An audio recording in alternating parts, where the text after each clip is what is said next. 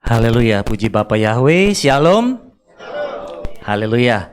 Pada pagi hari ini kita akan sama-sama membaca dan memeditasikan kebenaran firman Tuhan yang saya ambil dari kitab 2 Raja-Raja 20 ayat 1 sampai 11. 2 Raja-Raja 20 ayat 1 sampai 11. Kita akan baca seperti yang boleh tertulis di depan ya. Kita akan baca sama-sama 2 Raja-Raja 20 ayat 1 sampai 11. 3, 2, 1. Pada masa itu, Hizkia jatuh sakit hampir mati. Lalu Nabi Yesaya anak Amos menjenguknya dan berkata kepadanya, "Beginilah Yahweh berfirman, berpesanlah kepada keluargamu, karena engkau akan mati, tidak akan hidup."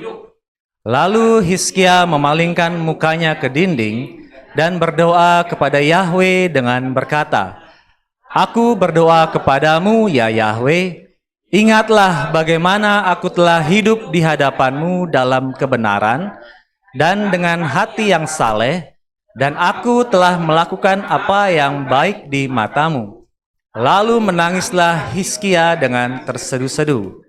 Maka terjadilah, Yesaya belum keluar dari pelataran tengah, firman Yahweh datang kepadanya yang mengatakan, "Berbaliklah dan kamu harus mengatakan kepada Hizkia, pemimpin umatku, beginilah Yahweh Elohim Daud, leluhurmu berfirman, aku telah mendengar doamu dan aku telah melihat air matamu. Lihatlah, aku akan menyembuhkan engkau. Engkau akan pergi ke bait Yahweh pada hari yang ketiga. Aku akan menambah umurmu 15 tahun lagi, dan aku akan melepaskan engkau dan kota ini dari tangan Raja Asyur, dan akan melindungi kota ini demi aku dan demi Daud hambaku."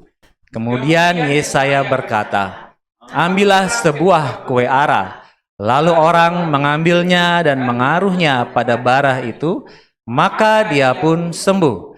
Dan Hizkia bertanya kepada Yesaya, "Apakah yang akan menjadi tanda bahwa Yahweh akan menyembuhkan aku, dan aku akan pergi ke bait Yahweh pada hari yang ketiga?"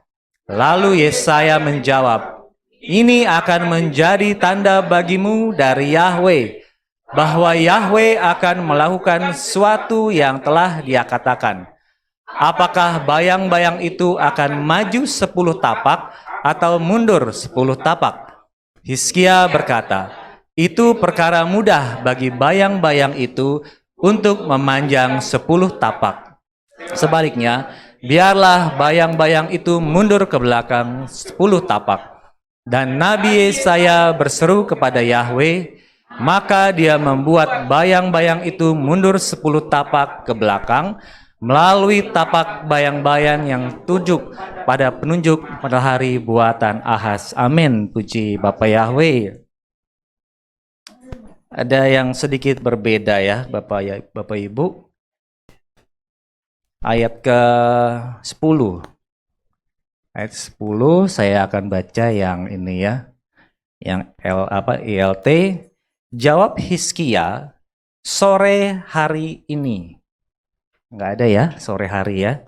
Sore hari ini jika bayang-bayang itu harus maju memanjang 10 tapak, tentu itu perkara mudah. Jadi biarlah bayang-bayang itu mundur memendek 10 tapak ya. Jadi ada yang kurang tadi di ayat 10. Ada keterangan waktunya, yaitu pada sore hari. Ya, si Hizkia meminta tanda kepada Bapa Yahweh melalui Yesaya. Ya, tandanya yaitu pada sore hari. Bapak Ibu yang dikasihi oleh Tuhan Yeshua HaMashiach, sekali lagi seperti kata pengkhotbah, tidak ada sesuatu yang baru, ya, tidak ada yang baru. Firman Bapa Yahweh harus diulang-ulang terus, karena apalagi biasanya ya, sesuatu yang berulang itu manusia bosan. Ya. Sesuatu yang berulang itu biasanya manusia bosan. Nah, akibat daripada bosannya itu akhirnya menyingkirkan atau menyepelekan akan firman Tuhan, ya. Tapi pada saat hari ini kita akan belajar ya sama-sama melalui seorang raja Yehuda yang bernama Hizkia, ya. Kalau saya tanya sama Bapak Ibu, pasti Bapak Ibu sudah ngelotok, sudah ngerti ya. Inti dari si Hizkia ini, Raja Hizkia apa? Dia minta tambah, bukan dia minta, tapi dia dikasih oleh Bapak Yahweh perpanjangan 15 tahun ya. Itu kalau misalkan dibikin survei ya, apa yang kamu ketahui tentang Hizkia? Ya, pasti orang-orang akan menjawab dia ditambahkan umurnya 15 tahun lagi ya. Itu yang pasti. Nanti kita juga akan sampai ke situ. Ya, tapi lihat lagi dengan cara yang berbeda. Ya, kan orang lebih senang belajar firman dengan pola Ibrani, katanya kan. Kalau dari sudut pandang Ibrani begini, ya, biasanya orang lebih wow, ya. Sama seperti di Indonesia. Indonesia secara mayoritas kalau dari arah timur tengah sono lebih dianggap keren ya. Nah, begitu juga dengan penyembah Bapak Yahweh, kalau katanya harus dengan sudut pandang Ibrani, biasanya matanya akan lebih melek ya. Tapi ya puji Bapak Yahweh, kita akan lihat ya. Kalau kita berbicara tentang raja-raja baik itu raja-raja Yehuda, raja-raja Yesrael, Bapak Ibu pasti sudah paham nih. Sudah paham kira-kira ayat-ayat yang berkaitan ada di mana aja ya. Berbicara tentang raja-raja, pasti kitab suci yang dibuka raja-raja. Yang kedua, apa? Wah, berarti belum pernah menyelidiki nih kira-kira nyambungnya kemana ya. Pertama raja-raja, kalau berbicara tentang raja ya, pasti pertama tentang dari raja-rajanya kedua, dari raja-rajanya dulu ya, kitab raja-raja. Yang kedua dari kitab Tawari. Dari kitab Tawari, kalau kita berbicara tentang Hizkia itu ada seorang nabi yang hidup pada zaman Hizkia, yaitu siapa tadi? Yesaya ya. Jadi nanti kurang lebih ayatnya yang berkaitan adalah raja-raja, Tawari, Yesaya ya. Jadi kira-kira sudah bisa ya itu kalau orang bisa diprediksi katanya. Tapi ya nggak apa-apa lah ya. Kita kan di sini kan rindu untuk katanya menghafal kebenaran firman Tuhan, tapi kurang lebih kita harus tahu dulu nih yang mau kita hafal secara pikiran nih ya. Secara pikiran ini kira-kira larinya kemana ya. Tetapi ya itu, puji Bapak Yahweh. Kalau kita hanya mengandalkan pikiran aja, tidak pernah dibaca apa yang mau diingatkan ya. Jadi sekali lagi, baca dan dibaca dan dibaca.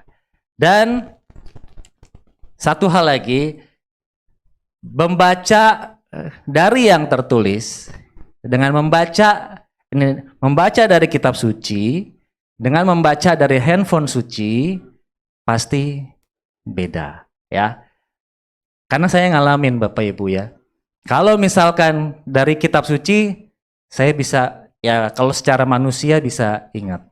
Tapi kalau dari handphone suci susah Bapak Ibu. Saya harus ngafal ayatnya, harus ngafal angkanya, harus ngafal kitabnya, karena cuman layar datar. Ya. Tapi kalau dari kitab suci, tentang Hizkia, saya dulu pernah coret-coret dia di kitab Raja-Raja. Waktu itu saya coret, saya pernah garis ada nabinya yaitu Yesaya. Dan kitabnya ada di sini ya. Jadi itu bedanya ya Bapak Ibu ya. Jadi ya begitulah beda antara melalui kitab suci dengan melalui handphone suci. Kalau melalui kitab suci, perenungannya beda juga. Kitab suci kadang-kadang kalau merenung bablas. Ngantuk. Kalau handphone suci bukan merenung, tapi ada WhatsApp masuk, geser dikit. Sama-sama, tantangannya sama, tergoda. Ya, tetapi ya itulah, itu ada plus minusnya. Tapi ya yang yang mungkin lebih baik, yang seperti yang boleh saya pelajari sampai sekarang, bacanya dari kitab suci, ya, jangan dari handphone suci. Handphone suci ya nggak suci amat sih, karena ada WhatsApp-nya juga kan ya, ada WhatsApp, apalagi WhatsApp-nya adalah WhatsApp RT yang ngomongin sesuatu, jadinya nggak suci-suci juga ya. Jadi ya belajarlah. Kalau misalkan dulu waktu saya kuliah di Salatiga, saya kan kalau misalkan gereja gitu, gereja jam 8 di Salatiga, dari atas gitu, dari Ketasan saya turun, saya sekitar 7:30 itu kelihatan berderet. Orang-orang penduduk sana mau ke gereja pada bawa kitab suci semua. Pada bawa kitab suci ya kelihatan, oh ini orang Kristen. Tapi kalau sekarang kitab sucinya nggak dibawa, bajunya asal-asalan, ya, jadi nggak jelas. Udah gitu hatinya juga nggak ada yang tahu, ya. Jadi nggak ada bedanya, ya, nggak ada bedanya. Ya, puji Bapak Yahweh. Berbicara tentang Hizkia, berbicara tentang 15 tahun, dan juga berbicara tentang kitab Raja-Raja, kitab Tawarikh, ataupun juga kitab Yesaya, ya. Pada hari ini kita akan belajar. Jadi ternyata Hizkia ini, Raja Hizkia, kita juga pernah belajar bahwa Israel itu dia dibagi dua. Atas menjadi kerajaan Israel, bawah menjadi kerajaan Yehuda. Dan puji Bapak Yahweh, berjalannya waktu, bapaknya Hizkia, kalau kita baca dari ayat-ayat atas, bapaknya Hizkia yaitu Ahaz. Ahaz dia melakukan hal yang jahat di mata Bapak Yahweh, ya. Dia menutup bait suci. Bait suci ditutup oleh Raja Ahaz, bapaknya Hizkia. Ya, Hizkia yang raja Yehuda ya. Karena ada juga Hizkia raja Israel. Tapi yang kita pelajari adalah Hizkia raja Yehuda. Pada saat zaman Ahaz, bait suci ini ditutup. Mendirikan mezbah-mezbah Baal, mendirikan hal-hal yang tidak berkenan di hadapan Bapak Yahweh. Tapi puji Bapak Yahweh, yang kita baca tadi Bapak Ibu, Hizkia ayat kedua, Hizkia berumur berapa? 25 tahun pada waktu ia menjadi raja. Ada di sini umur 25? Ya, kalau Moses umur berapa? Moses saya masih belasan, 23. Ya, saya udah jadi raja Hizkia nih. Ya, umur 25 sudah menjadi raja. Dan dia memerintah selama 29 tahun. Berarti umurnya kurang lebih 25 tambah 29 itu 54 tahun. Ya. Jadi Hizkia pada saat itu, pada saat umur 25 tahun, dia sudah menjadi raja dan kelakuannya, apa yang dia perbuat itu berbeda dengan bapaknya, yaitu si Ahaz. Ya. Saya akan baca lagi ayat yang ke-3. 2 Raja-Raja 18. Ayat ke-3 dan ayat ke-5. 2 Raja-Raja 18. Ayat 3. Dia, si Hizkia, melakukan apa yang benar di mata Yahweh. Seperti yang Daud leluhurnya telah melakukannya. Lalu ayat yang ke-4 lah, nggak apa-apa. Dia menyingkirkan tempat-tempat pemujaan dan menemukan tugu-tugu berhala, menghancurkan asyera-asyera dan menghancurkan ular tembaga yang telah Moshe buat.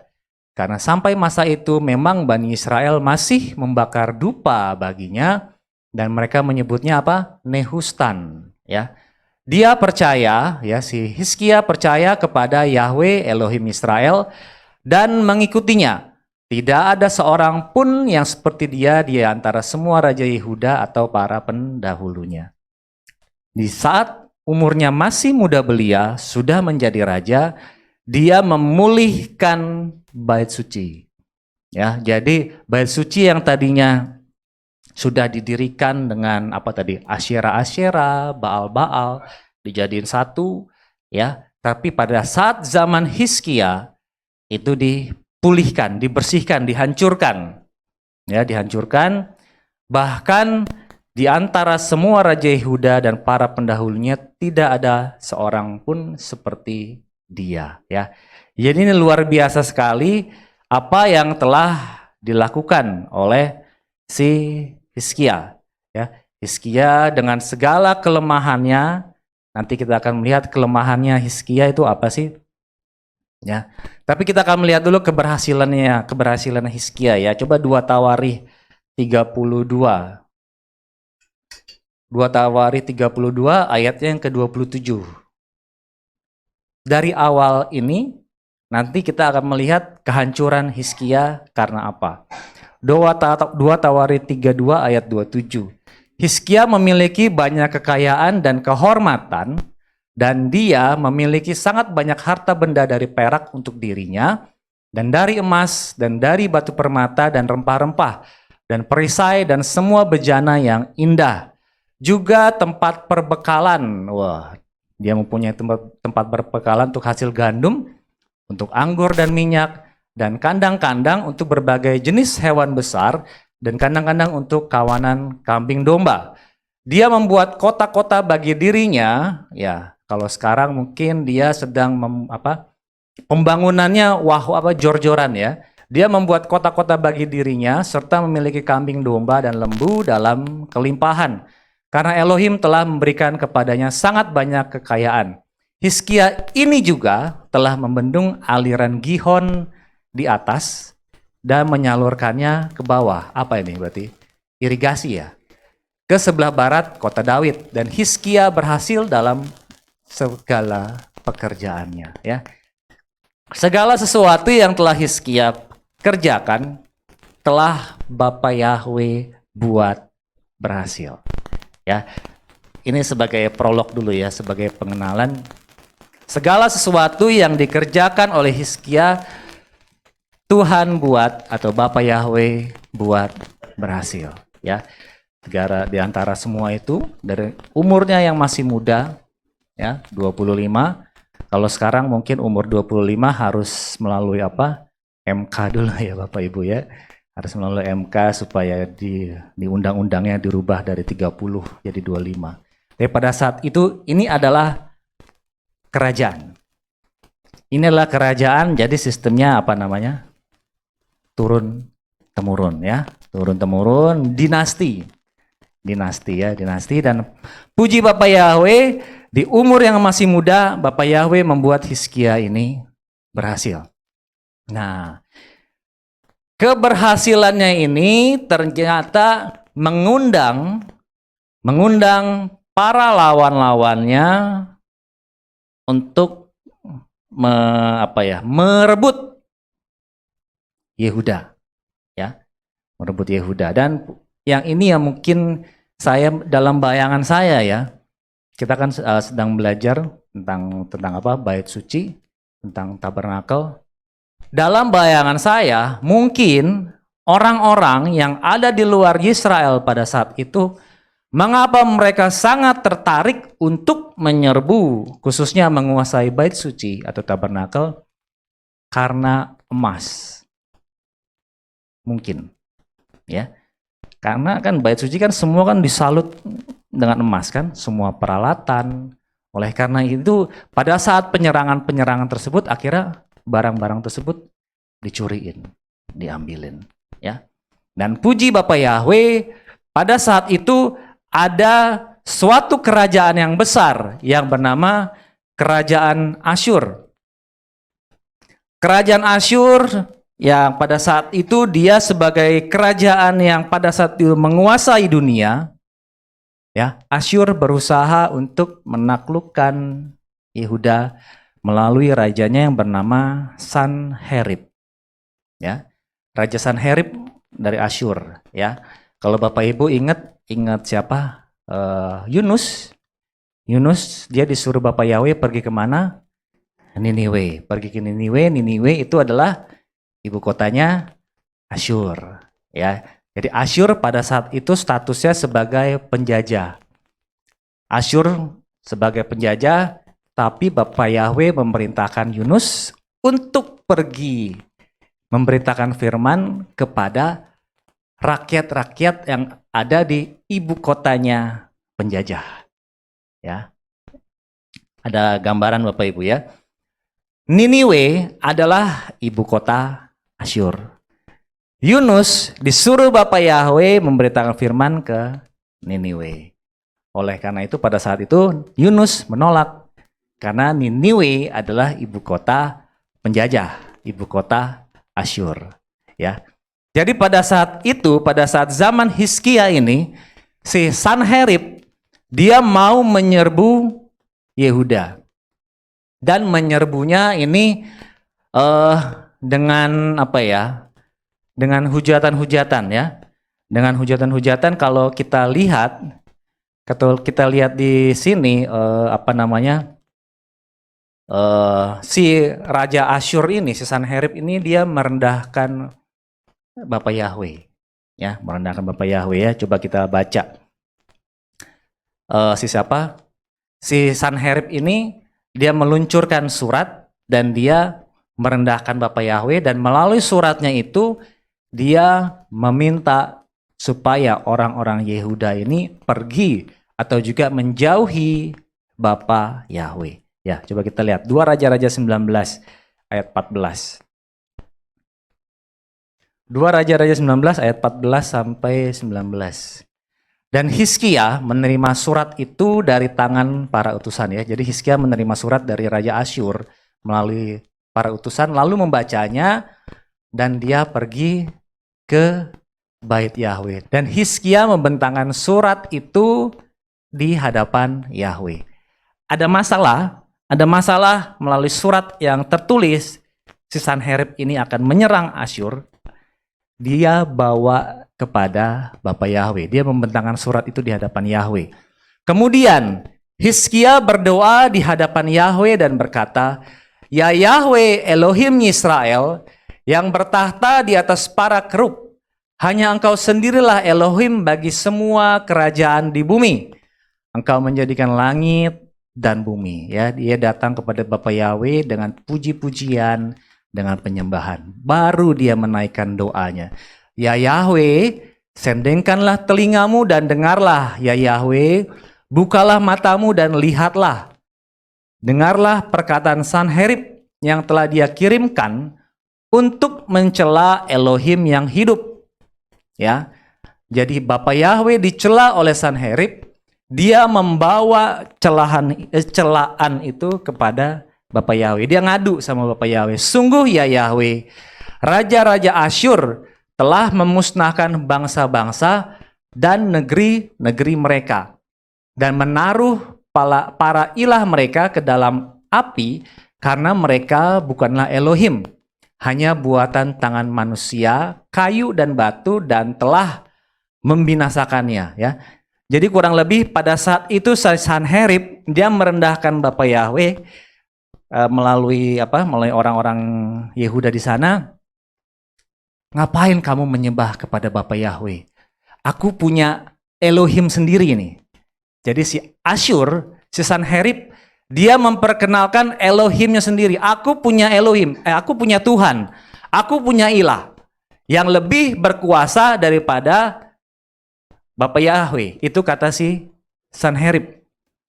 "Para ilah-ilah dari bangsa lain sudah aku binasakan," kata Sanherib. "Oleh karena itu, ayo dong kamu ikut sama saya, tinggalinlah Bapak Yahweh." Ya, oleh karena itu si Hizkia dia mengadu kepada Bapak Yahweh. "Maka sekarang ya Yahweh Elohim kami berdoa kepadamu, selamatkanlah, dan semua kerajaan di bumi mengetahui bahwa Engkau sendirilah Yahweh Elohim." Dan Yesaya anak Amos menyuruh orang kepada Hizkia dan berkata, "Beginilah Yahweh Elohim Israel berfirman, aku telah mendengar apa yang telah engkau doakan kepadaku mengenai Sanherib Raja Asyur. Ya, jadi kurang lebih Bapak Yahweh mendengar doa yang dinaikkan oleh si Hizkia. Ya, jadi Hizkia membawa beban, Tuhan, ini loh Sanherib Raja Asyur, dia memperkenalkan ilah lain yang katanya telah berhasil mengalahkan ilah-ilah lain. Oleh karena itu, kami ya Yahweh diminta untuk meninggalkan Engkau. Ya, kira-kira pernah nggak terjadi ya? Siapa sih Yahweh itu? Pakai Yahweh nggak ada kuasa. Aku pakai Yesus bisa menyembuhkan orang sakit. Ya, pernah mendengar kata-kata seperti itu Bapak Ibu? Ya. Siapa Yahweh? Siapa Yeshua? Pakai Yesus aja, dari dulu kita juga pakai Yesus gitu katanya. Kurang lebih Asyur zaman sekarang berkata seperti itu ya. Oleh karena itu jangan kita mengandalkan kekuatan kita sendiri. Wah, emosi. Wah, marah. Mau coba cari-cari ayat-ayat pakai pikiran sendiri. Belajarlah sama seperti Hizkia. Hizkia pada saat itu dia datang di bawah kaki Bapa Yahweh, dan ingat, kita bisa lihat sama-sama. Tadi siapa? Yesaya bilang, Hizkia, doamu didengarkan oleh Bapa Yahweh. Ya, itulah bedanya orang yang melakukan, orang yang dipandang benar di hadapan Bapa Yahweh. Ya, nggak perlu doa yang panjang-panjang pakai metode ABC, cara-cara apa kek 505, Boeing 747, apa segala. Nggak perlu. Yang penting kuncinya apa? Hidup benar. Hidup benar. Dikasih contoh. Bapak Yahweh sudah mendengar suaramu, doamu. Ya, kemarin karena kemarin saya lihat mengapa doa di YouTube, mengapa doamu tidak dikabulkan? Apa yang salah dengan metode kayak 737? Apa yang kurang dari metode atau cara 505? Ini caranya. Wah, itu adalah firman yang lain. Marah, pasti marah. Paulus berkata, aku heran kok kamu begitu cepat berpaling kepada firman yang lain. Firman Bapa Yahweh ajarkan hidup benar, langsung jawab. Apalagi doanya dinaikkan oleh orang yang dipandang benar oleh Bapa Yahweh. Ya, lihat. Ini tadi ketika si Hizkia dia menaikkan doa di hadapan Bapa Yahweh, langsung Yesaya bilang, doamu telah didengar oleh Bapa Yahweh. Dan bukan kaleng-kaleng, langsung 2 Raja-Raja 19 ayat 35. 2 Raja-Raja 19 ayat 35 bagian bawah. Ya. Ini adalah contoh hidup benar. 2 Raja-Raja 19 ayat 35. Maka terjadilah langsung pada malam itu malaikat Yahweh keluar. Ya, pada malam itu malaikat Yahweh keluar lalu membunuh berapa? 185.000 orang di dalam perkemahan Asyur. Keesokan harinya pagi-pagi mereka bangun dan tampaklah semuanya mayat belaka. Berapa tadi? 185.000 orang ya. 185.000 orang mati. di tangan Bapa Yahweh dalam satu malam. Kalau teori manusia ini mungkin dikatakan depopulasi. Aduh, depopulasi. Sekarang lagi ngetren lagi Bapak Ibu ya, mengenai isu-isu depopulasi.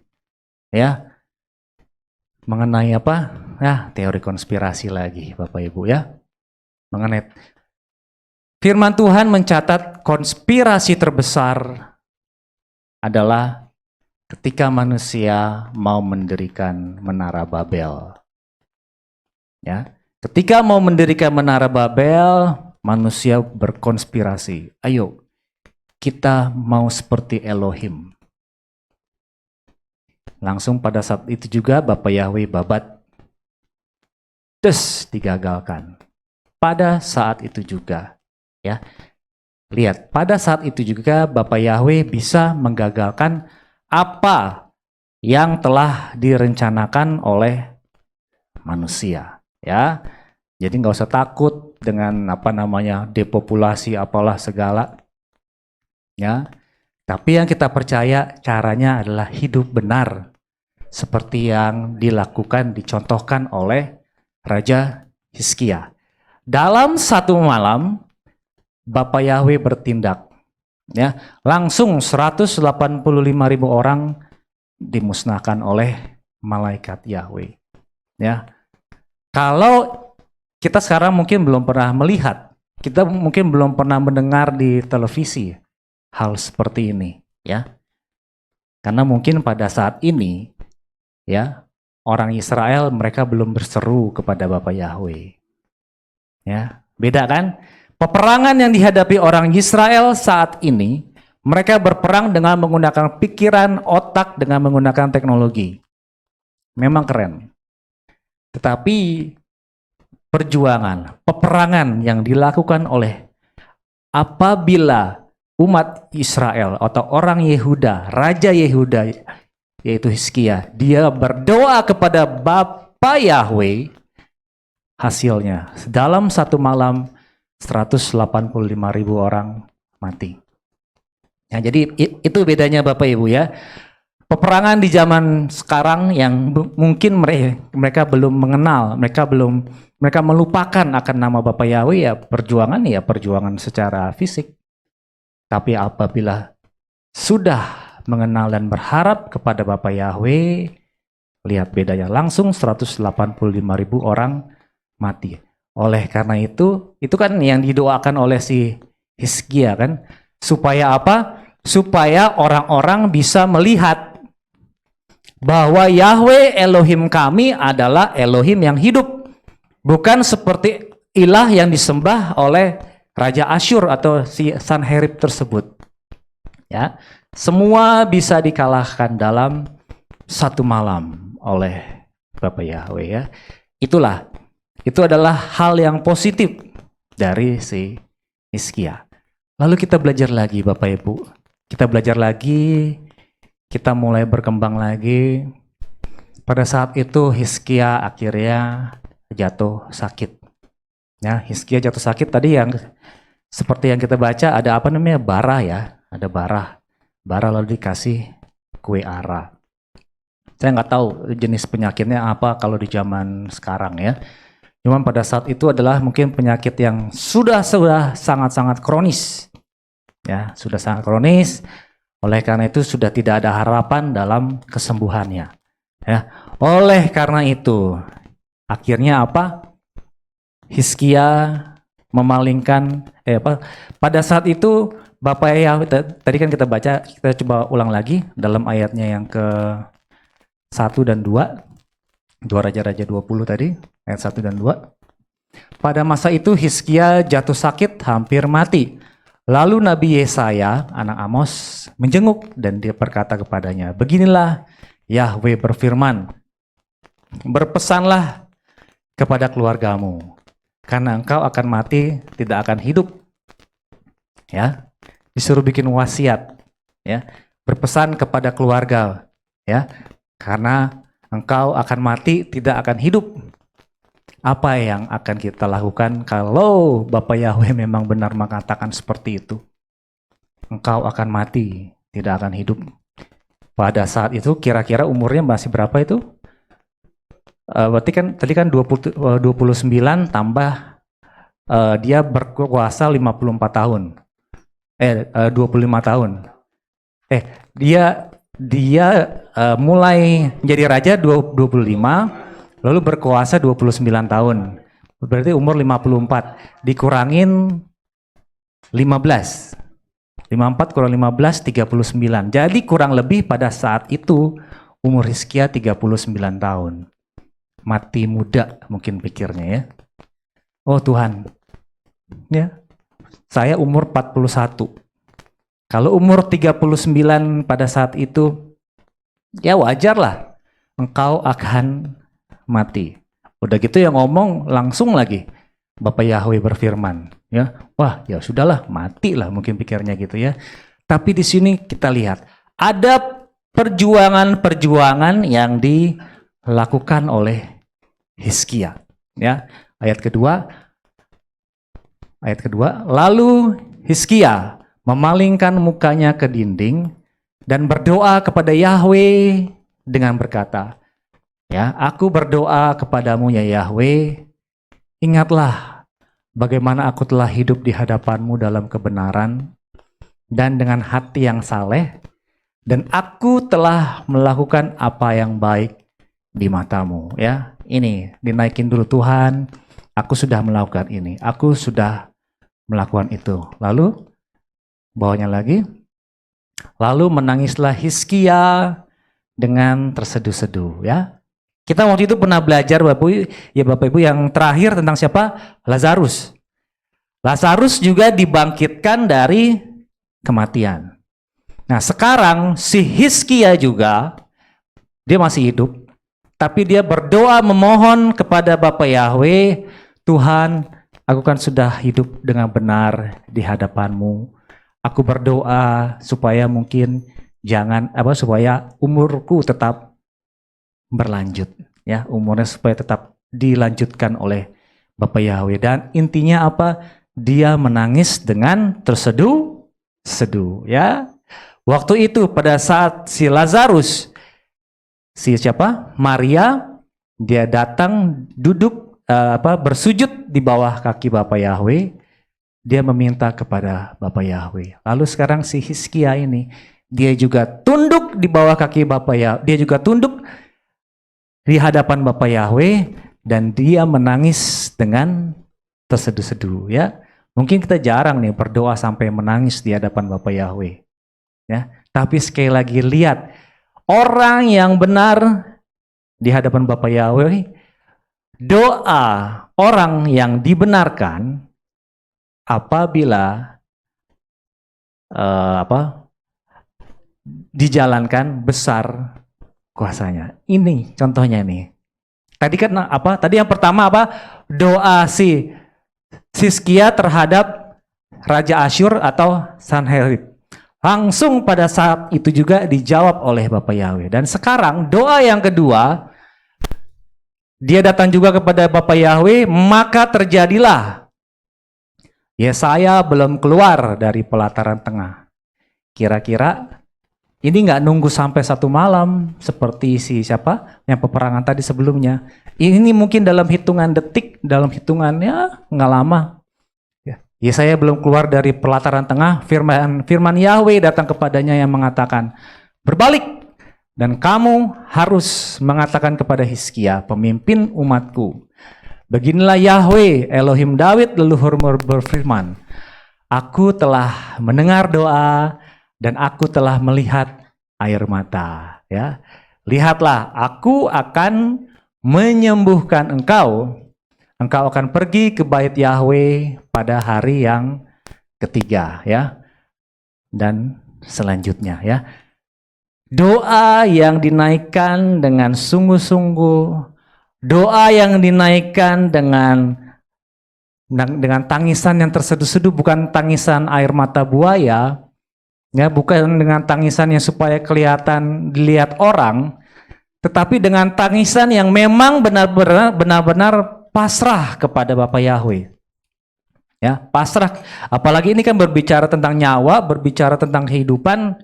Ya, Tuhan, nggak lama lagi nih, aku harus bikin wasiat. Tadi kan katanya kan. Tetapi dia datang kepada Bapa Yahweh dengan menangis terseduh-seduh. Akhirnya pada saat itu juga langsung Bapa Yahweh berfirman, engkau akan disembuhkan. Ya, puji Bapa Yahweh ya. Begitu dahsyat ya, hal-hal yang telah Bapa Yahweh kasih lihat kepada kita, hal-hal yang telah Bapa Yahweh contohkan melalui raja-raja, pada saat itu adalah Raja Hizkia ya. Dia langsung memalingkan wajahnya kepada Bapa Yahweh. Ya, seberapa besar, seberapa cepat kita respon terhadap masalah untuk datang kepada Bapa Yahweh ya. Kita lihat tadi respon dari si Hizkia sama-sama cepat, langsung, kalau dalam bahasa manusia mungkin refleksnya langsung datang kepada Bapa Yahweh.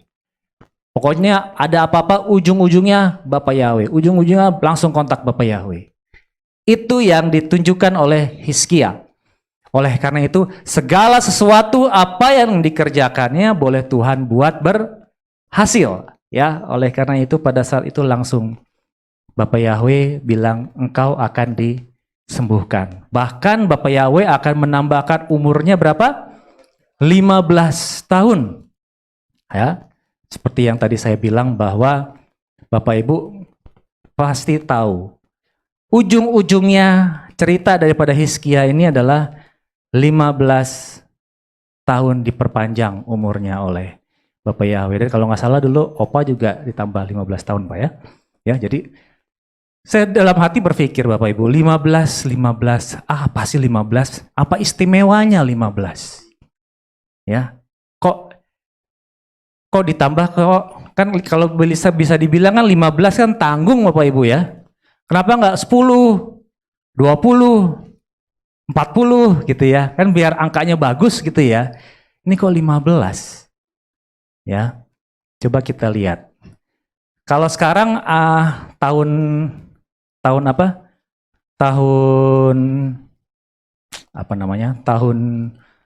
Ibraninya kan 5783. 5783. Sekarang udah masuk bulan September sekarang kan. Ntar bulan depan Oktober kita akan memasuki tahun yang baru di tahun 5784 dan di situ ada hari raya. Nah, ini dia. Berbicara tentang tahun baru, lalu setelah itu juga hari raya pendamaian ya. Kan setelah si tanggal 1-nya itu adalah Rosh Hashanah. Lalu tanggal 10-nya itu pendamaian. Nah, di situ. Nah, hati-hati di awal-awal tahun Ibrani. Ya. Kenapa saya bilang hati-hati? Karena biasanya yang pertama, serangan terhadap Israel itu dilakukan pertama pada hari Sabat, kedua dilakukan pada saat hari raya. Ya, pada saat hari Sabat atau hari raya ya.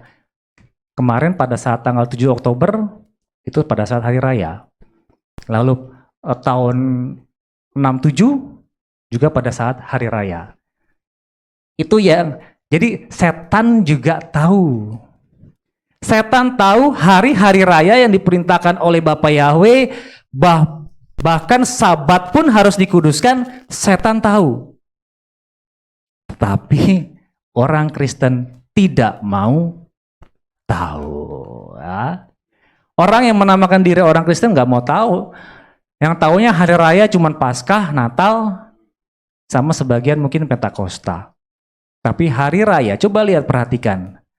Nanti tanggal 1, apalagi nanti tanggal pas hari raya Tabernakelnya, itu biasanya orang Israel pesta. Tetapi di saat pesta itulah serangan datang dari pihak musuh. Ya. Itu yang pertama. Lalu yang kedua, kita sebentar lagi akan memasuki tahun yang baru dan juga ada hari raya pendamaian. Ya, orang-orang di luar sana mungkin dari sekarang mungkin pada mulai nyicil nih. Dosa-dosa apa yang sudah saya buat ditulis. Ya, hati-hati. Kita pernah belajar ya bahwa dosa yang ditulis di kertas diserahkan kepada Bapa Yahweh itu adalah caranya setan. Ya, itu adalah caranya setan seperti yang dilakukan yang katanya mereka imani, yaitu kitab Henokh. Ya. Firman yang lain yaitu salah satu contohnya kitab yang beredar saat ini.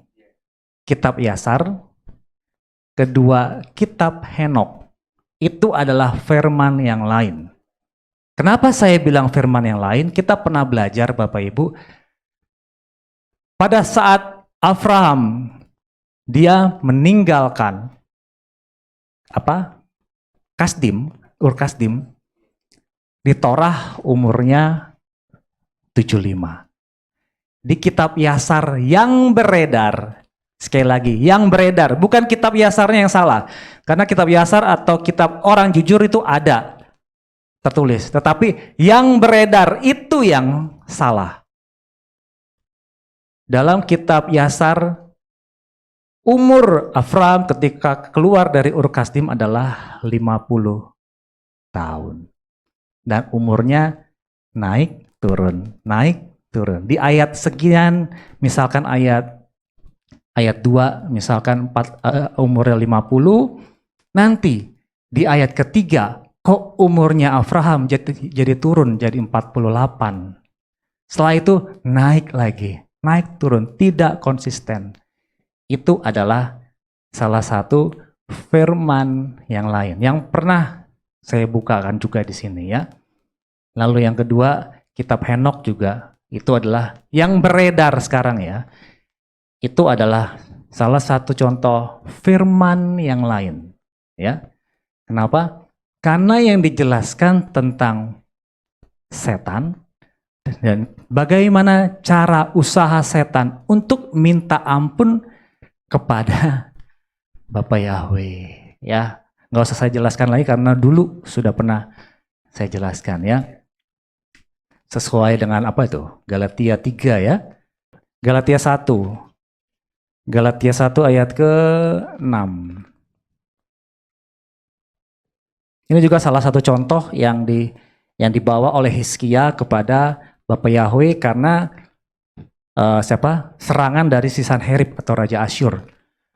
Aku heran bahwa demikian cepat kamu berpindah dari Yeshua yang telah memanggil kamu ke dalam anugerah Hamasia. Terus kepada firman yang berbeda, yang sebenarnya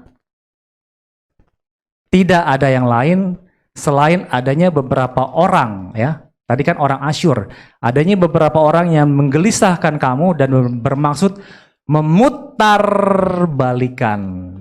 Ya, memutarbalikan ya.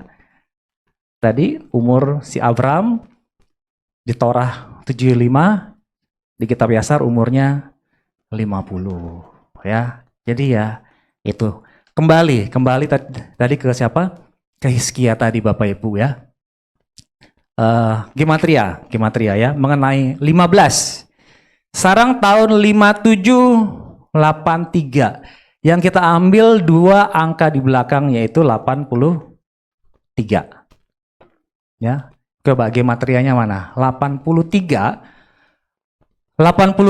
itu kalau dipisah berarti 80 dan 3.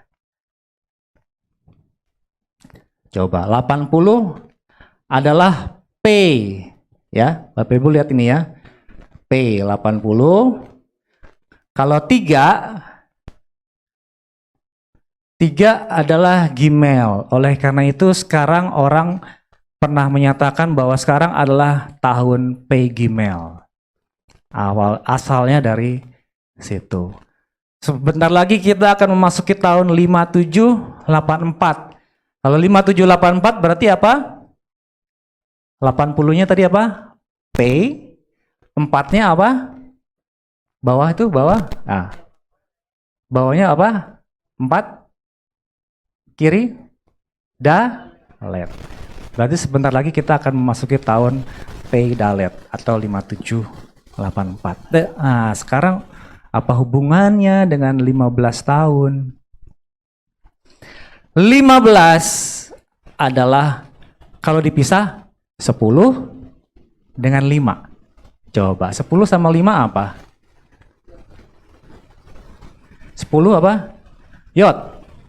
Ya, 10 yod. 5 apa? Apa yod he? Yod he. Yahweh. Ya. Saya juga baru ngeh Bapak Ibu. Kenapa 15? Kan ganjil 15 ya nih ya. Ternyata di situ. Jadi kalau yod he artinya apa? Coba yod tadi apa? Artinya bawah. Yod artinya tangan atau juga pekerjaan. Kalau he, lihat. Lihat tangan Bapak Yahweh, lihat pekerjaan Bapak Yahweh, lihat apa yang Bapak Yahweh lakukan. Oleh karena itu, Hizkia pada saat itu ditambahkan lagi umurnya 15 tahun lagi oleh Bapak Yahweh ya. Jadi kalau secara apa namanya? Cuman 15 apa itu 15? Tapi ternyata 15 itu adalah Yah. Dan Yah itu adalah Yahweh. Coba kita lihat ya. Seperti ini adalah doa. Doa yang dinaikkan oleh Hizkia. Yesaya 38 ayat 11. Yesaya 38 ayat 11. Aku telah berkata, aku tidak akan melihat Yah. Ini doanya. Aku tidak akan melihat Yah. Yah di negeri orang-orang hidup. Aku tidak lagi akan memandang manusia bersama mereka yang mendiami dunia. Kenapa? Karena pikirnya pada saat itu mau mati. Aku sudah tidak lagi akan melihat Yah. Tapi ternyata Bapak Yahweh pada saat itu kasih, nih 15 tahun. Kamu sudah melihat 15 tahun, yang artinya Yah, yang artinya adalah lihat pekerjaan tangan Bapak Yahweh. Ya, luar biasa Bapak Yahweh ya. Itu yang telah Bapak Yahweh berikan kepada Hizkia ya. Kalau secara apa namanya? Apalagi secara ini kan, secara angka-angka Indonesia aja lah, nggak ngerti apa itu 15. Tapi ternyata 15 dibalik itu adalah pekerjaan tangan Bapak Yahweh. Dan saya yakin dan percaya ini adalah gambaran orang yang hidup benar di mata Bapak Yahweh. Ya, doa yang pertama, doanya bisa langsung Tuhan jawab. Yang kedua, lihat pekerjaan tangan Bapak Yahweh ya. Kita kan pernah belajar juga kan Yahweh. Yahweh artinya apa? Yod he, waw he. Artinya apa? Lihat tangan, lihat. Coba kita lihat. Coba kita lihat gematria.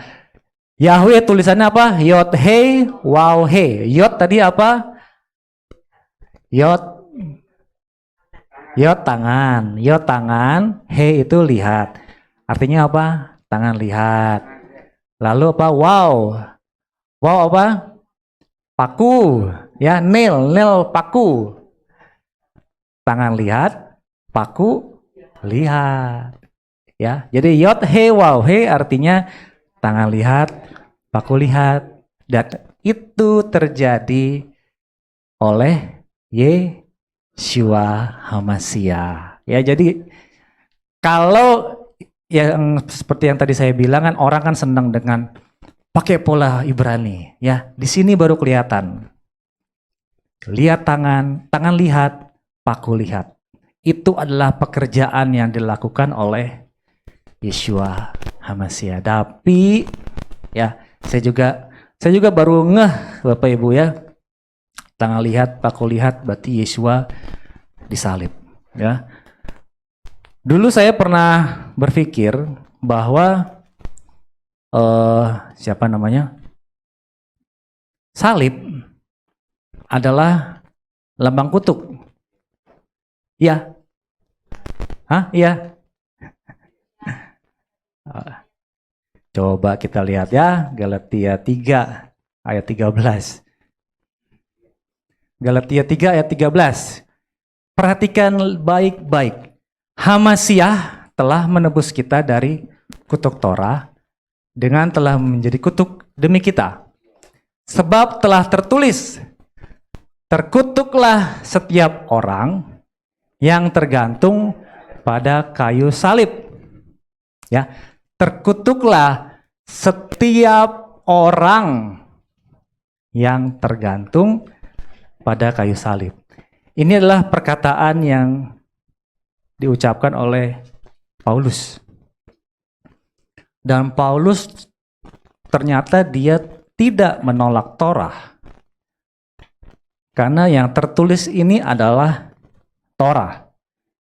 Ya, nah, Torahnya tahunya dari mana? Kalau dari kitab suci bisa kelihatan, lihat catatan kaki di bawah. Kalau dari handphone suci nggak kelihatan catatan kaki. Ya, artinya yang kelihatan adalah kaki, nggak ada catatan. Ya, Galatia 3 ayat 13. Hubungannya dalam Ulangan 21 ayat 23. Ya, terkutuklah setiap orang yang tergantung pada kayu salib. Coba, Ulangan 21 ayat 23. Maka jangan membiarkan mayatnya tinggal di atas pohon sepanjang malam, tetapi engkau harus menguburkannya pada hari itu juga. Sebab orang yang digantung, perhatikan, sebab orang yang digantung adalah kekejian bagi Elohim. Dan janganlah menajiskan tanahmu yang Yahweh Elohim memberikan kepadamu sebagai milik pusaka. Coba saya baca ayat ini ya. Tadi kan katanya kekejian ya. Kalau dalam versi ILT, sebab bagi Elohim, orang yang digantung adalah terkutuk. Ya. Pertanyaannya, tadi dalam Galatia 3, sebab setiap orang yang digantung pada salib adalah terkutuk. Pertanyaannya, yang jadi kutuk tuh orangnya apa salibnya? Perhatikan baik-baik. Coba, saya baca dari versi ILT. Sebab bagi Elohim, orang yang digantung, orang yang disalib adalah terkutuk. Pertanyaannya, yang jadi kutuk itu orangnya apa salibnya? Itu dia. Kita sering diajarkan di tempat ini karena salib, karena berkat silang Manasye Efraim, kita diberkati. Jadi dulu saya pernah berpikir karena saya hanya copy paste, tanpa baca firman yang tertulis. Tapi yang saya baca adalah handphone suci dan YouTube suci. Saya tidak membandingkan yang tertulis. Jadi yang jadi kutuk, tanda kutuk, bukan salibnya, tapi orangnya. Tepuk tangan buat Bapak Yahweh. Ya, bukan salibnya ya. Jadi tadi ya mungkin agak keras. Tapi sekarang kita udah belajar kan? Bukan karena salibnya yang jadi tanda kutuk, tapi orang yang digantung. Orang yang, coba kita baca sekali lagi deh. Galatia 3 tadi ya. Ayat 13 tadi. HaMashiach telah menebus kita dari kutuk Torah dengan telah menjadi kutuk demi kita. Sebab telah tertulis. Baca baik-baik. Terkutuklah, coba baca sama, 3, 2, 1. Terkutuklah setiap orang yang tergantung pada kayu salib. Jadi salibnya nggak salah. Salibnya hanya sebagai ini aja, media buat menggantung Yesua. Justru yang jadi kutuk adalah orangnya. Siapa yang digantung? Yesua. Ya, jadi kutuk karena salah kita, karena dosa kita, akhirnya kutukan itu mengalir melalui Yesua. Ya, bukan karena salibnya. Ya, tapi ya sekali lagi, salib memang bukan tanda gereja. Ya, salib bukan tanda gereja. Kan dulu kan apa? Ya di banyak gereja lah ya. Kalau tanda orang Kristen pakai salib kan. Tapi yang tanda kita adalah menorah. Wahyu 1 ayat 20. B. Yang apalah yang 20 semualah. Wahyu 1 20. Rahasia ketujuh bintang yang telah engkau lihat pada tangan kananku dan ketujuh kaki pelita emas itu. Pertama, ketujuh bintang itu adalah malaikat-malaikat ketujuh gereja. Dan ketujuh kaki pelita yang telah engkau lihat adalah ketujuh gereja. Jadi lambang gereja adalah kaki pelita atau menorah ini. Ini adalah lambang gereja, memang bukan salib. Tapi salib bukan lambang kutuk. Tapi orang yang disalib itulah yang menjadi kutuk. Dengan kata lain, kutuk itu adalah pada saat itu adalah Yesua. Karena kesalahan kita, karena dosa kita, ya. Puji Bapa Yahweh, itu adalah hal yang boleh kita pelajari dari Hizkia. Ya, sedikit lagi mengenai Hizkia. Dia sudah ditambahkan 15 tahun oleh Bapa Yahweh. Namun akhirnya dia harus mati. Ya, sebelum mati dia meminta tanda lagi kepada Bapa Yahweh tadi kan. Dia meminta tanda, apa tandanya saya akan disembuhkan? Ya. 2 Raja-Raja 20 ayat 2. 2 Raja-Raja 20 ayat 10. Yang tadi kita baca tadi kan nggak ada sorenya ya. 2 Raja-Raja 20 ayat 10.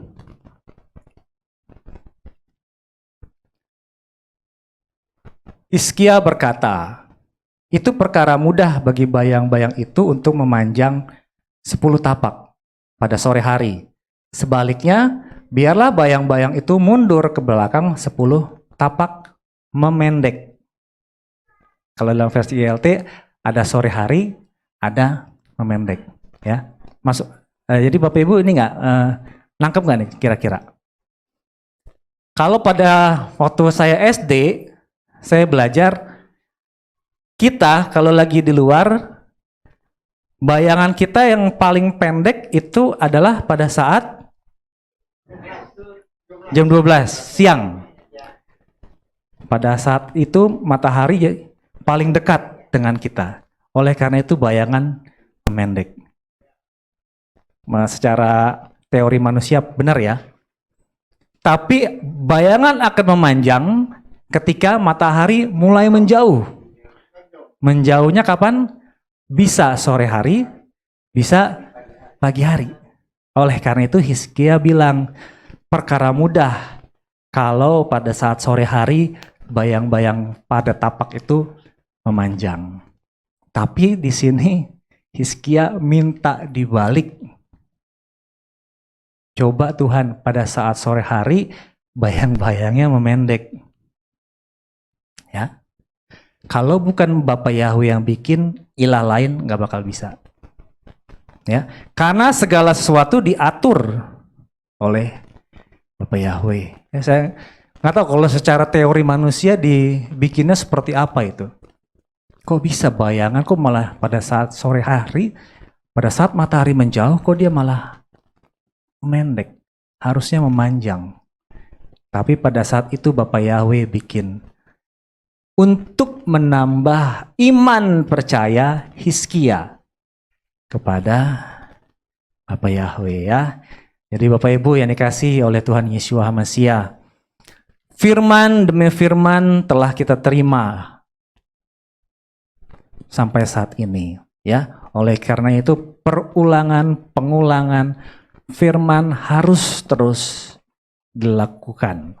Supaya apa? Firman itu membersihkan hati kita. Yohanes berapa? 15 ayat 3 ya. Firman itu yang senantiasa membersihkan hati kita. Oleh karena itu selalu senantiasa diingat-ingat, diputar ulang ya. Oleh karena itu pada pagi siang hari ini, Bapak Yahweh mengingatkan kepada kita semua untuk menjadi orang yang benar di hadapan Bapak Yahweh. Ya, segala masalah serahkan, doakan kepada Bapak Yahweh. Apabila doa orang benar itu didoakan, akan sangat besar kuasanya. Seperti yang boleh dicontohkan oleh Raja Hizkia. Haleluya, Bapak Yahweh memberkati kita semua.